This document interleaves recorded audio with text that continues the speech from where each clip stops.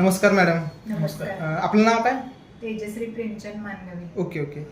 तुम्ही आपल्या संस्थेकडनं समर social foundation या संस्थेकडनं अँटॉक्स डी व अँटॉक्स टी हे घेतलेला, हो. बरोबर? तुम्ही कशासाठी घेतलेला किंवा तुम्हाला काय त्रास होता हे सगळं सांगा.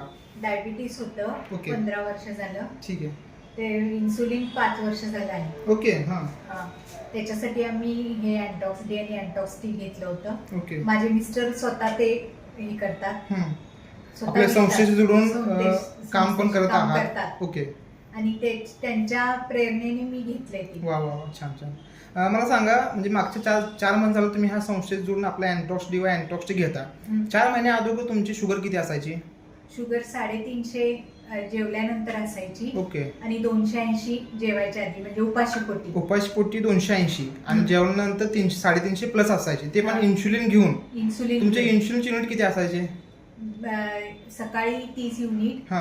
आणि संध्याकाळी 25 युनिट. सकाळी 30 युनिट आणि संध्याकाळी 25 युनिट. ओके आणि ओके. त्याच्याबरोबर ग्लायकोमेट G240 घेत होते. गोळी पण घेत होता, टॅबलेट पण चालू होती. हा. ठीक आहे.